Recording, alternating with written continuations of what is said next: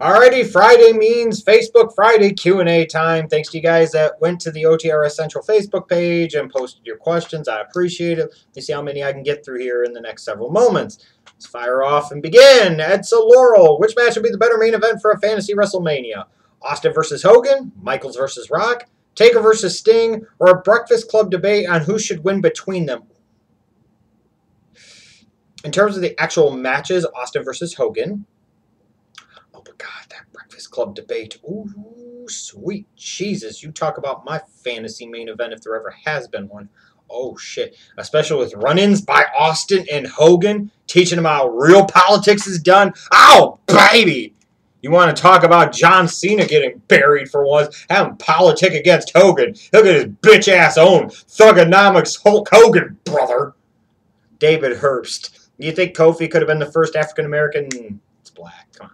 WWE champion during his push in late 2009, early 2010 if Randy Orton didn't stop his push. I see nothing in the WWE's history suggests that would have happened, so no, I don't. Michael Gibson, is Kevin Dunn the bunny? A very good possibility that secretly deep down that really is Kevin Dunn, and that's not a costume. John Gorman, do you think it's stupid the WWE have to put in name changes for new talent coming into the company?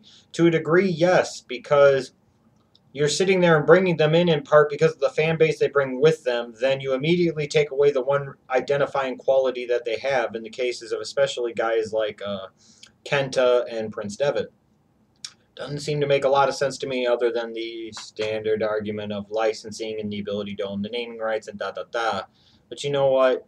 I get it. You know, that's part of the nature of the beast or the way the business is structured today. But that doesn't make it a good thing. It doesn't make it necessarily the right thing to do. I wouldn't have changed either one of those two guys' names. Keep them who they are. Keep them who they are 100%. Don't WWE them. Let them be who they are. Oops, got my pencil. Can't have that. Just won't be the Schleg Daddy without the stupid pencil in the ear. Davon Miller. What do you think about Daniel Bryan being #1 on the PWI 500 list? Probably deserved, but you want my honest opinion? I really don't care. I just really don't care about the PWI 500 crap. Josh Allen, do you think fans who grew up in this era will look back on it as the greatest time in wrestling? God help them if they do. God help them if they do. If they have ever been exposed to the Hogan attitude or even ruthless aggression era, if they look back on this time as the greatest time in wrestling, then how sad is that and how much of an indictment is that on the wrestling business as a whole? Mo Riggins, do you think HBK and his post-Rockers gimmick would be as successful in the current WWE? That Heartbreak Kid persona, I think it could work. I do. Yeah, I don't see why it wouldn't. Daryl McWoods, top 5 breasts in WWE history.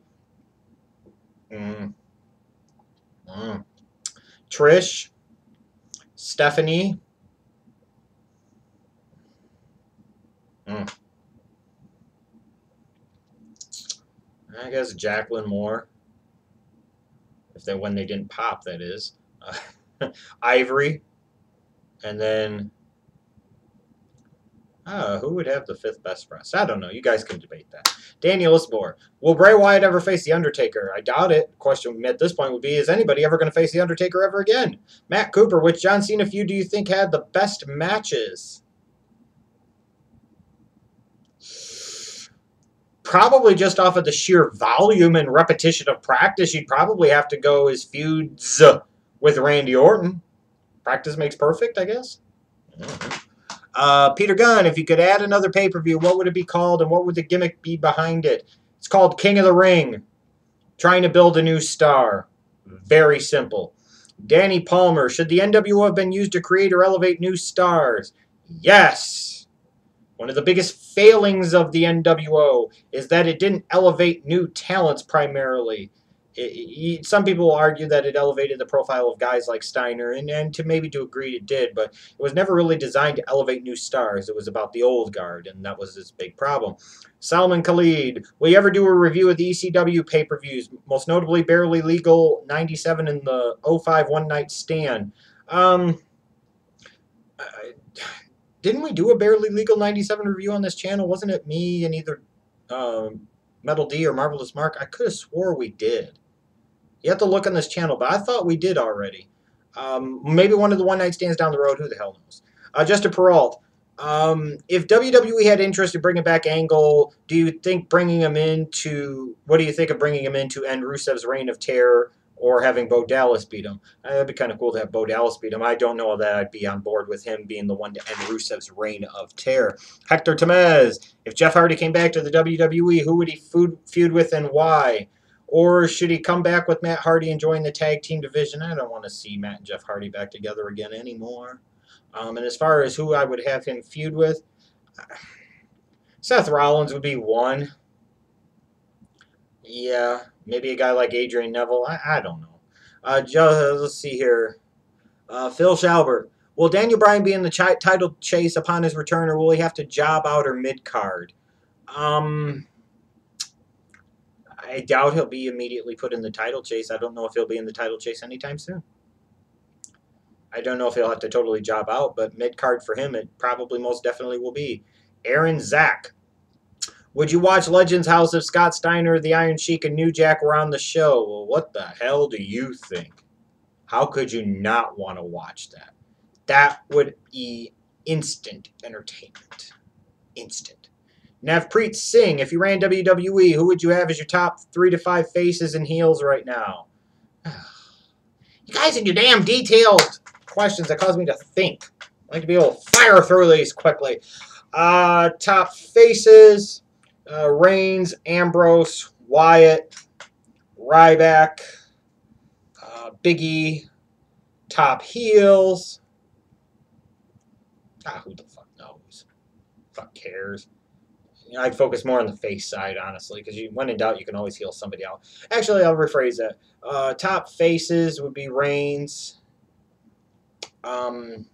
Ambrose, Wyatt, Cesaro, Big E. Yeah, I'll focus on the faces. Christy Beckley, do you think the WWE Hall of Fame should wait a few years to induct people like the NFL does, or should they keep inducting people a year after they retire? Depends on the individual. A lot of people have to wait years, and some go in right away. I guess it depends on the situation. I don't think it has to be like the Pro Football Hall of Fame. You know, I don't think that needs to be the case at all necessarily. Hadir Javed, thoughts on Kenta and Prince Devitt's new names? Whatever. Yeah, we're probably making too much of a big deal out of it, but it just, you look at him and you're like, that's the best you could do. Just saying. If you had to book Adam, this comes from Daniel Carlton. If you had to book Adam Rose during the Attitude Era, please say how far you'd go with booking his character. You could have done some things with him. You referenced the part about non-PG partying. No question. There could have been drugs involved, lots of booze involved, womanizing involved. You know, he would have been a role player on the undercard, and he probably could have been a star. Brandon Acevedo, do you feel the bar for matches like TLC and Hell in a Cell are so high that no matter how good these matches are nowadays, they can never quite top the originals, especially today's Hell in a Cell matches? Part of the problem with today's Hell in a Cell matches is, number one, there's no juice, blood. You know, it's kind of hard to tell the story of Hell in a Cell and emphasize that it's Hell in a Cell if the guys aren't bleeding. I'm sorry, that's the way it is. And the fact that you have Hell in a Cell matches where the storyline does not necessitate having a Hell in a Cell is also kind of stupid. You know, every time there's a TLC match that involves certain individuals, the internet will explode nuts over it, whether it deserves it or not. So I don't know if they never measure up. I'm just saying. Michael Hayden Appleby, should they go ahead with Cena versus Ambrose at Hell in a Cell, and how would you book Rollins from now until Mania? Not going to answer the Rollins till Mania part other than saying I'd probably end up having him wrestle Daniel Bryan at that show. Cena versus Ambrose at Hell in a Cell. You really want to see that? You know how that's probably going to end. Just saying. Sunset Immaculate? Sure, whatever. Who you think had a better ankle lock? Angle or Shamrock? Angle made more money off of his, so I will go with him. Stefan McRae, what will the Breakfast Club status be in 10 years from now? Still at the top of the WWE? I don't know. VDJ, Omega MVP, what wrestlers can make the WWE roster if TNA ends? Probably none of them, because WWE would want nothing to do with any of them. Keeping it real. Matthew Alisea, how would you feel if Cesaro could reestablish himself to be put in a program with Rusev where they would have a series of matches and Cesaro be the one to break his streak? Is it believable? Do you think it could work? From a believability standpoint, it could, in theory, work, especially if you slightly reestablish Cesaro as that type of physical, brawling powerhouse that he is. I'm just not sure the dynamics of it will work particularly well. I mean, what's the angle here? What's the pitch? What's the hook? What's the gimmick? I don't know about all that. Stephen Grabovic, do you think the Buffalo Bills of the 80s and early 90s were the best team to never win a Super Bowl? I'm biased because I've been a Bills fan for 15 years. Yes, you're so biased. You weren't even a fan back on those K-Gun, Marv Levy, Jim Kelly, Thurman, Thomas, Andre Reed, Bruce Smith teams of the early 90s. Just giving you a hard time. In our lifetime, in my lifetime, in terms of a single team, probably that 07 Patriots team would be the best single team not to win a Super Bowl, along with maybe that 97 Packers team that lost to Elway's Broncos. Over a period of time, you got to go with teams like the Buffalo Bills and the Vikings of the late 60s and early to mid 70s. Yeah, I guess you would. Stephen Waz, will Triple H return to in-ring action? And if so, when? Oh, I'm assuming anywhere between Survivor Series to Royal Rumble, we'll see him in another match, and then again at WrestleMania. David Root, what would have become the top guy in the company if John Cena didn't? Well, for all the people that want to worship Brock Lesnar, if Brock Lesnar left, John Cena might never have become the guy that he is. If John Cena hadn't, then it probably would have been Batista and Randy Orton. So not much would have changed. Not much. Luke Harris, what would be worse for WWE? Cena having to retire due to injury or Vince McMahon dying?